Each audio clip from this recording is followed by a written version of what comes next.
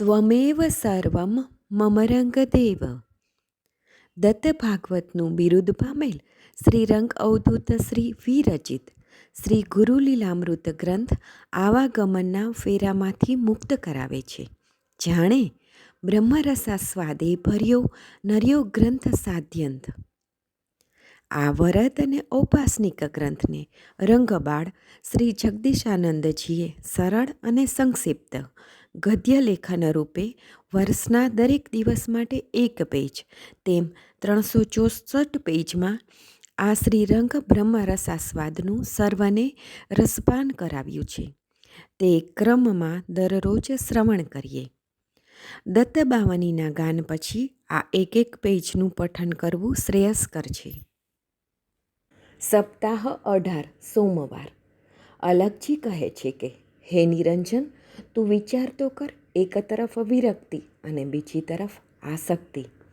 કચ્છ એકનો બે થતો નથી ને તેના જન્મજાત દેવી ગુણોને જ અધીન રહી તેના વિચારોની મક્કમતા દર્શાવે છે.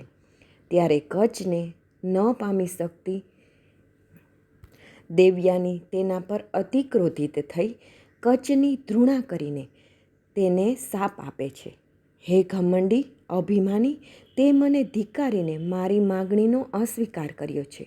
માટે મારા શાપથી મારા પિતા પાસેથી શીખેલી મૃત સંજીવની વિદ્યાની સઘળી સિદ્ધિ નિષ્ફળ જશે.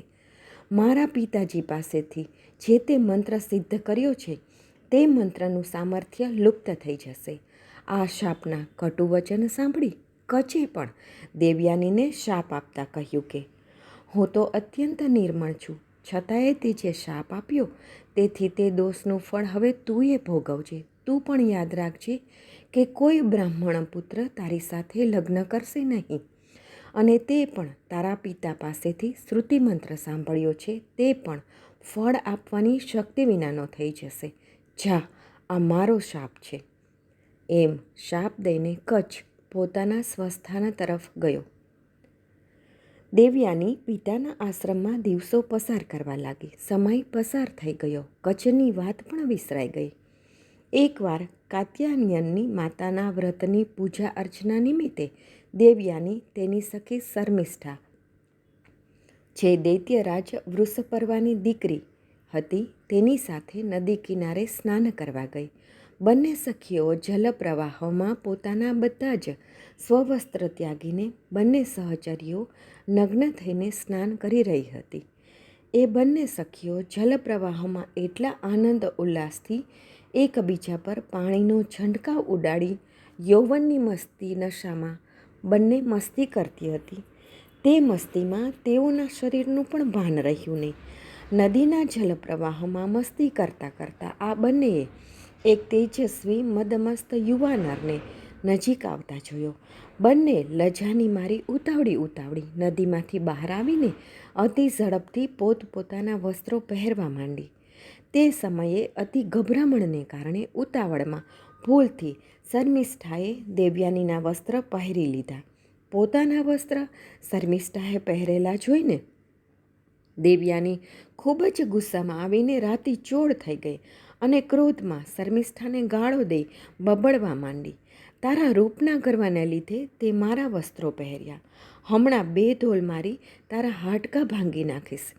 તું સમજે છે શું તારા મનમાં? બંને જણીઓ ક્રોધિત થઈને અરસપરસ બાથમબાથી કરવા માંડી. તે સમયે ગુસ્સામાં આવી શર્મિષ્ઠાએ દેવયાનીને ખૂબ જોરથી એક ધક્કો માર્યો. દેવયાનીને ધક્કો લાગતા જ તે નજીકના કૂવામાં પડી. શર્મિષ્ઠા તેને એકલી ત્યજીને પોતાને ઘેર ગઈ. નિરંજન કહે છે, અલગજી, બનવા કાળે જે ઘટમાળ બનવાની છે તે કોઈને ક્યારેય છોડતી નથી. તો મને એક વિચાર એ આવ્યો કે બંને ખાસ સખીઓ છે, બંને સમર્થ પિતાની દીકરીઓ છે. જો ખાસ સખીઓ હોય અને વર્ષોથી સાથે જ રહેતા હોય અને આવી પરિસ્થિતિમાં જો ભૂલથી એકબીજાના વસ્ત્ર પહેરી લીધા હોય અને તે સમયે એકબીજાનું નગ્ન શરીર જ જ્યાં ઢાંકવાનું હોય ત્યાં તારા મારા વસ્ત્રની વાત જ ક્યાં આવી? બંનેએ અરસપરસ ક્રોધ કરીને કે ઝઘડો કરીને આવો અનર્થ કરવાનો વિચાર જ કેમ આવ્યો? મને એ જ સમજાતું નથી પ્રભુ. મને આ સમજાવી માર્ગદર્શન આપો. ક્રોધથી મૂઢતા આવે, મૂઢતા સ્મૃતિને હરે, સ્મૃતિ લોપે બુદ્ધિનાશ, બુદ્ધિનાશે વિનાશ છે. શ્રીમદ્ ભગવદ્ ગીતા અધ્યાય 2 શ્લોક 63. અંગ સમેટે કાચબો નિજાધીન અંદર, ખેંચે યોગી ઇન્દ્રિયો તેમ સ્વવશ સકળ.